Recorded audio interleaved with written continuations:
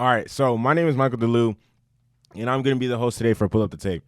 Before I get into the politics of today's show, which is immense, like there's so much to talk about, I would like to ask that if you are watching this video via my YouTube channel, do me a quick favor, like this video, leave a comment, hit the subscribe button, hit the bell notification. That's going to let you know every single time that I upload a new video.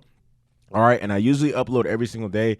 There's only a couple times out the week that I don't upload because, life happens, stuff happens. So not every day I'm able to do this. But, I've definitely been able to get more consistent with shooting and recording and releasing and everything.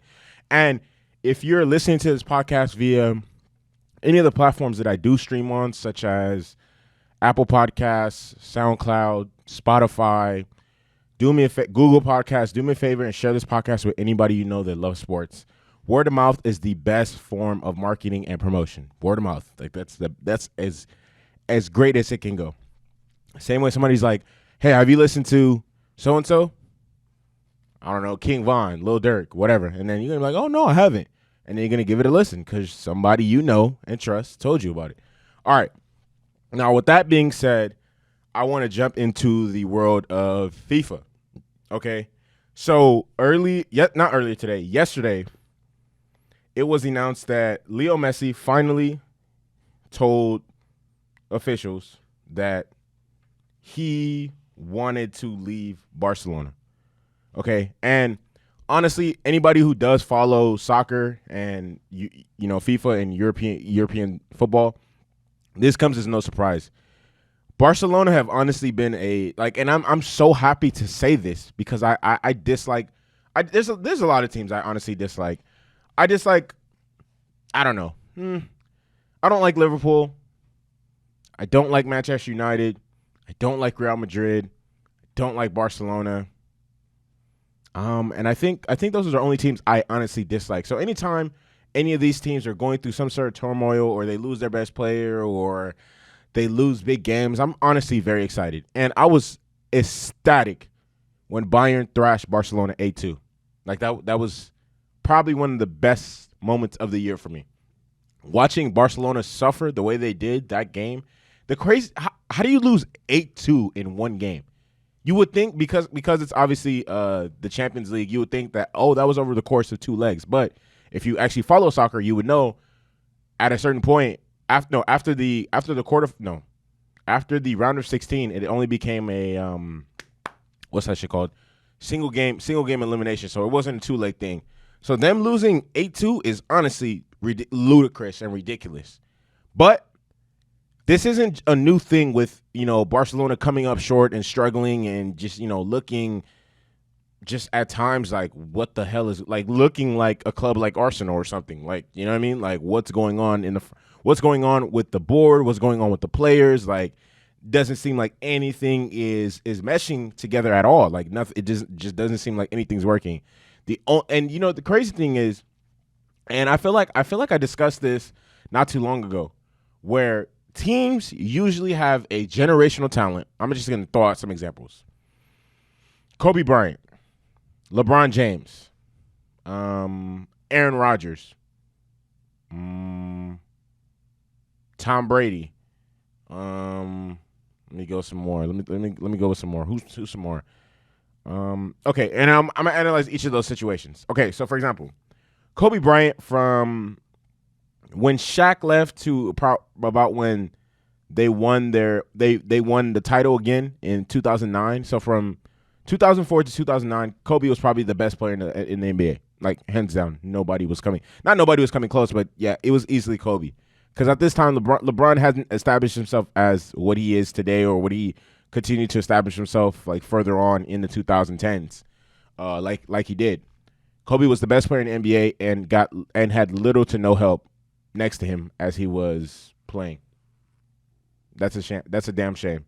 Okay, LeBron James. Generational talent. LeBron James, generational talent, had no help from when he first got to Cleveland to when he left. No help at all. Oh, because why? They thought, let's just ride this dude out and see how far he can take us. Same thing with Aaron Rodgers. Let's ride this dude out to see how far he can take us. That's part of why Aaron Rodgers only has one Super Bowl. Who else did I say? I said Tom Brady. Tom Brady's last season with the Patriots.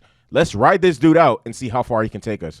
With a terrible offensive line, damn near no receivers. Like, you know what I mean? Like at a certain point, it doesn't really matter. Like if you're playing a team sport if you're playing a team sport at a certain point, like the whole let's ride this person to see that eventually that's gonna, when you're playing the highest level of competition, that's not gonna work. Okay? And Barcelona has failed over and over and over. Look, you could track Barcelona, like the whole, they're gonna do a video, shout out to SB Nation. They do a thing called Collapse, and it shows a team from their glory days to when they're shit. Okay? So if they were to do this on Barcelona, the episode will start 2015 when they won the treble. Okay, they won the Champions League, they won the Copa del Rey, and they won La Liga. What happened later that summer? They sold Neymar. This is where everything went downhill. When they sold Neymar is when everything went downhill. They should have never sold him. And look, let me not say that because it seemed like Neymar wanted to leave. Even if you are going to sell Neymar, okay, get a quality replacement. Get a world-class replacement, okay? Get some. The funds that they got for Neymar, which Neymar is I think was the most expensive player in the world. I think PSG paid $250 million for him and then gave him a $250 million contract or something like that. 250 million euros. I apologize. I said dollars. I know I didn't say dollars at all. But selling Neymar was right here, and then everything is just went progressively gotten worse and worse and worse. I can't even name a good sign besides Frankie De Jong.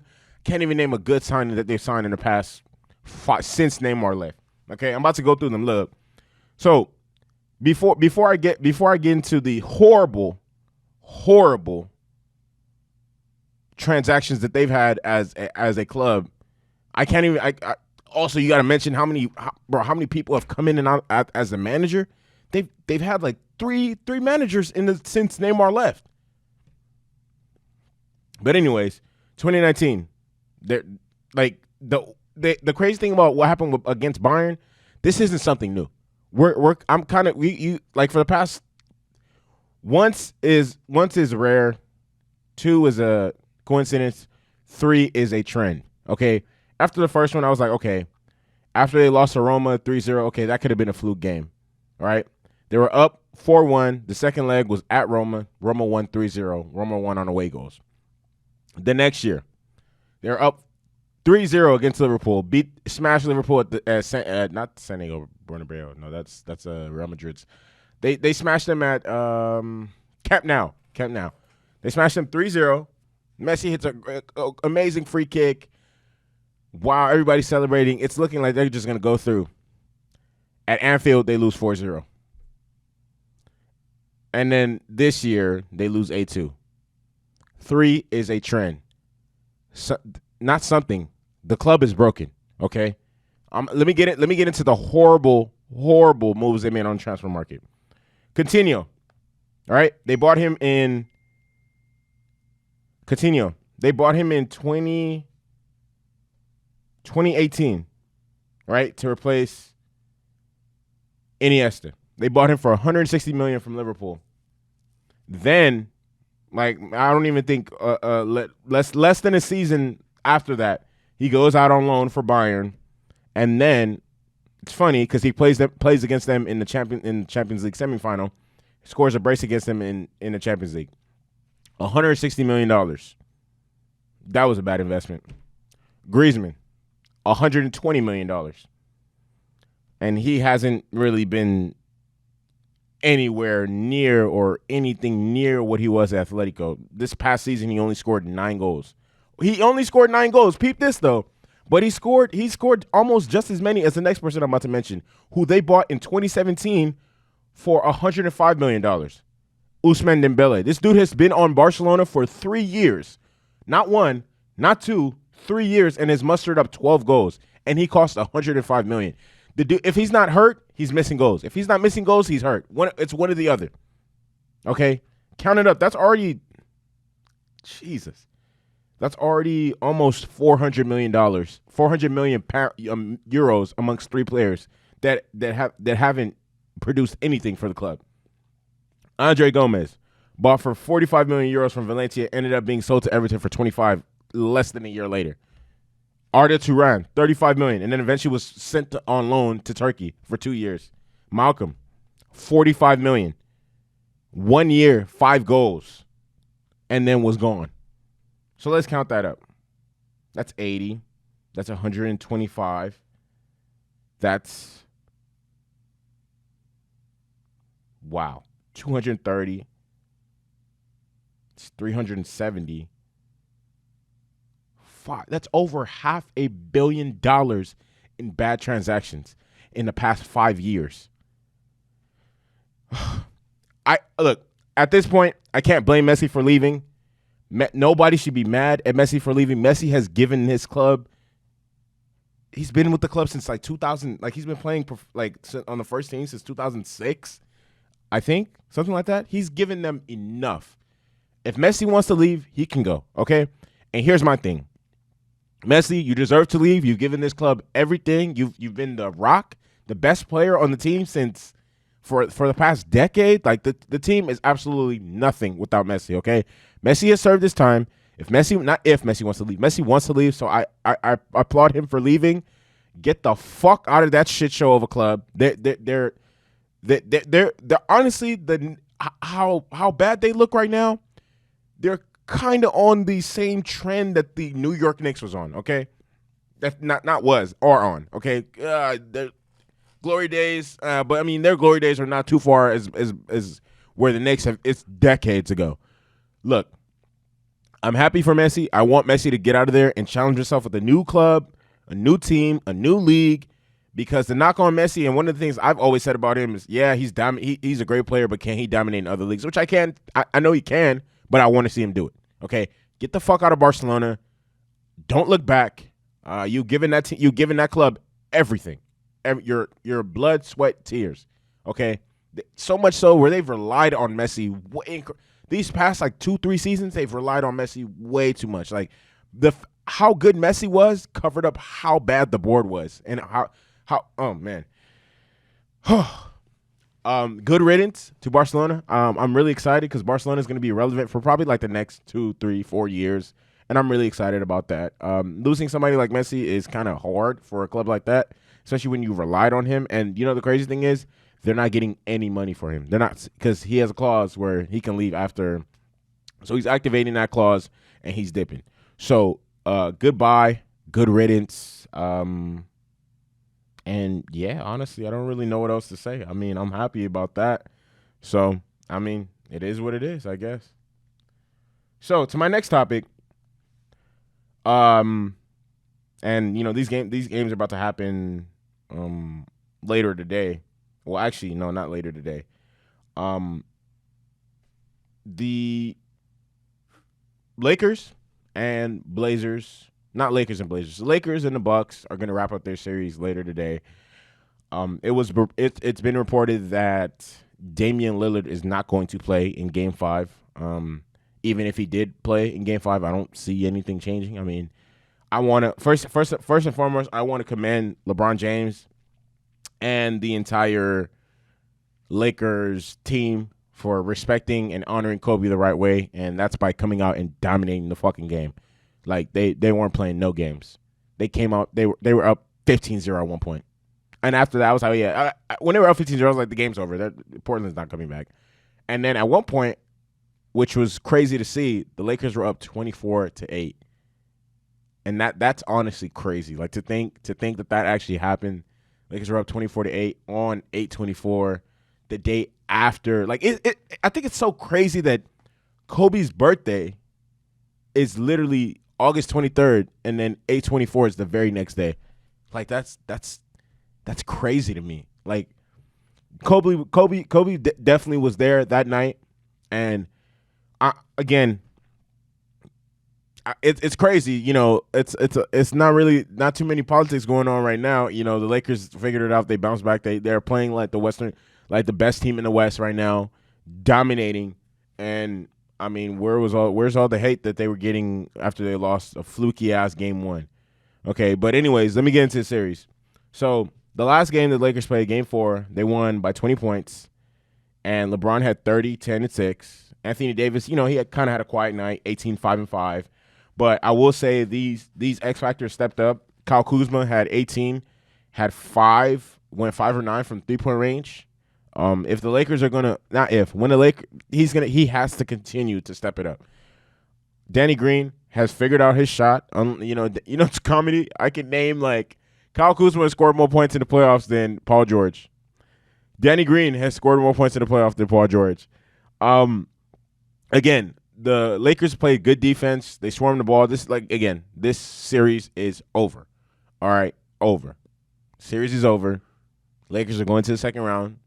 Not too sure who they're going to face between the Rockets and the Thunder, but I am definitely looking forward to that. I mean, either one, I think the Lakers are just going to handle. I think, obviously, the Rockets have a better chance of beating the Lakers than the Thunder. I don't think the Thunder have a flying chance at all. I mean, yeah, at all, honestly. I don't really see them being able to beat the Lakers in a 7-game series, but, I mean, hey. Honestly, the Western Conference, not even the Western Conference, the next round of the playoffs is going to be very, very interesting with a lot of good matchups. We got the Celtics. You got the Celtics taking on the Raptors. The Bucks will be taking on Miami. I'm assuming the. Oh, okay. The Jazz will be playing either the winner of the Mavericks and the Clippers, which I'm hoping the Mavericks do get a W. Win that series, and the Lakers will be playing either the Rockets or the Thunder. So a lot of good matchups across the board. But let me get into the Bucks real quick. So blah blah blah, the Bucks this, the Bucks that. Obviously, people tend to overreact after one loss in the playoffs. And again, it was the first game of the series. But in the next 3 games, because they play later today, and obviously the Bucks are up 3-1. The past 3 games, the Bucks have won on average 14 points. 14 points on average. 14 points. The last game was 121-106, and it's been pure domination since, pure domination. And I will say, I think the most intriguing, the Eastern Conference matchups in the semifinals in the second round are a little bit more interesting than the Western Conference one. I don't think I've been watching and I've been analyzing the film and pulling up that tape. Although the Miami Heat do match up well, they have enough people they can throw at Giannis. Jay Crowder, Bam, Kelly Olynyk, maybe Jimmy on some key possessions, maybe. The thing is, they don't necessarily need to stop Giannis. Okay? I feel like they have the personnel, the length, the speed, and the defensive intensity to stop Chris Middleton from getting off, to stop Eric Bledsoe from getting off. We know Eric Bledsoe, last year in the playoffs, he was a choke artist and disappeared when his team needed him the most. So, and if we've seen throughout the playoffs, if your support doesn't show up to games, you're not going to win that game. The Clippers, Pandemic P.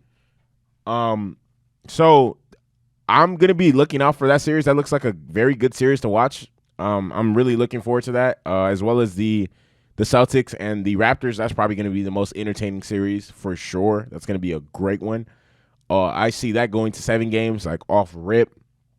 And even, even when the Magic do match, not the Magic, I'm sorry about that.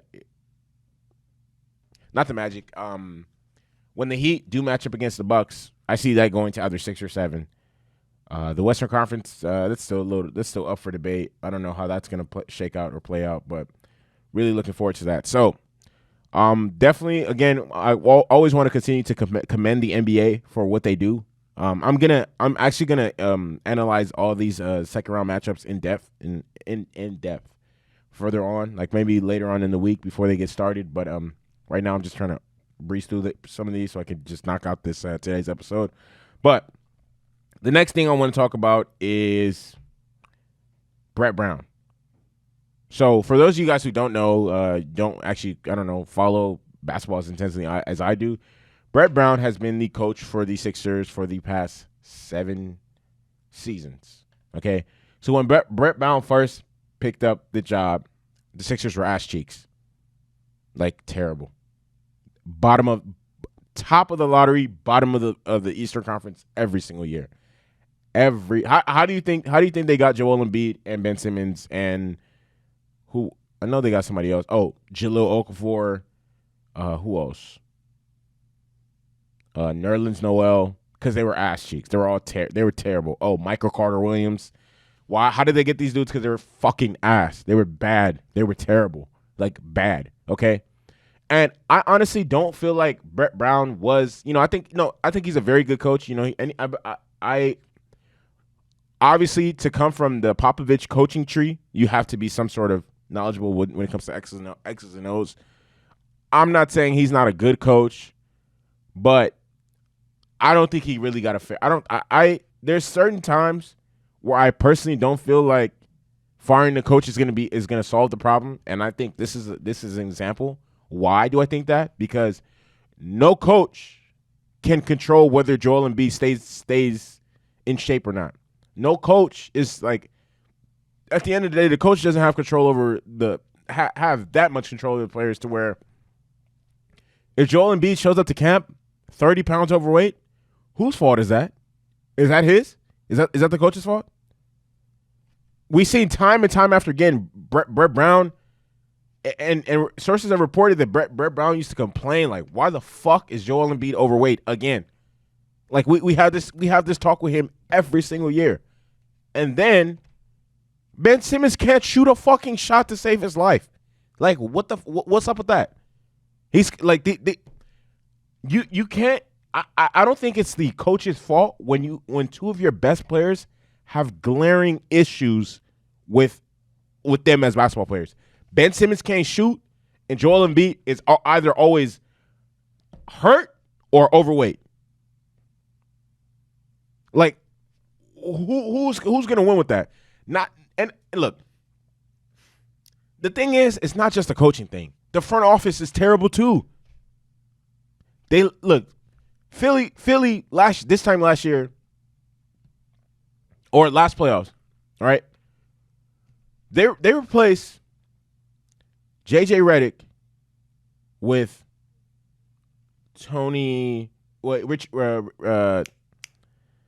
Jason. No, what the hell is his name?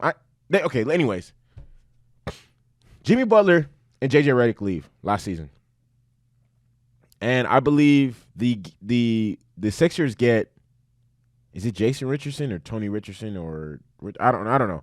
They get the dude from the Heat, and they get Al Horford, and they re-signed Tobias Harris.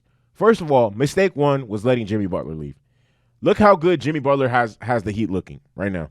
They're rocking. So much so where people are actually, honestly, if you turn on the TV and go to maybe Fox, ESPN, some of the analysts and the pundits will tell you, I think Miami can actually beat them. Why? Because they have Jimmy Butler. That's part of it. And they have a good, well-rounded team. They play defensive basketball. They play good defense. They have a coach with championship-winning pedigree. They're a good team. They let JJ Redick leave. So they let shooting and they let shooting and a ball handler, somebody who can hit shots and play with defensive intensity and keep niggas on their ass, just walk out the door. Is that Brett Brown's fault? And then they're stuck with a 6'10" point guard who can't shoot and a 7-foot-tall, 260-pound center who is always either hurt or out of shape or overweight. You tell me how many different you tell me and what they replaced that with is a 3-and-D guy and a stretch 4 that's old as shit in Al Horford. And then Tobias Harris regresses. The writing was on the wall all season that the Phillies probably one of the most dysfunctional teams in the NBA. They were fucking terrible on the road, but damn near didn't lose any games at home.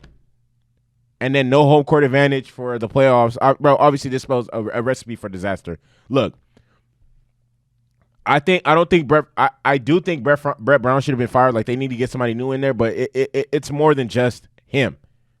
First of all, no, you can't really X's and O's Ben Simmons not having a jump shot. at the end of the day, regardless of how good he is in the open court and how big he is and how good he is defensively, if he can't shoot the ball, he's handicapping his team in the playoffs. You can't there's no scheme or X's and O's for that. Like, come on now. Anyways, there's talks of the Sixers are going to try and lure Greg Popovich and all these. I don't know. Honestly, I don't know. I don't know exactly how that's going to play out. And again, if Ben Simmons is there, the series is probably way more competitive, but he wasn't. So, I mean, they got swept. I mean, it is what it is. Like, honestly, I feel for the Sixers. Like, I feel for Joel Embiid. Like, he was in a bad situation, like a very bad situation. He played his hardest, but it just wasn't enough. So, I mean, I'll keep you guys updated with what happens in the front office for the Sixers. But there's a lot of change needs to happen, and I see coming, and I'll keep you guys updated as the punches keep coming. So, my name is Michael DeLu, and you have just been rocking with me for the past 26 minutes.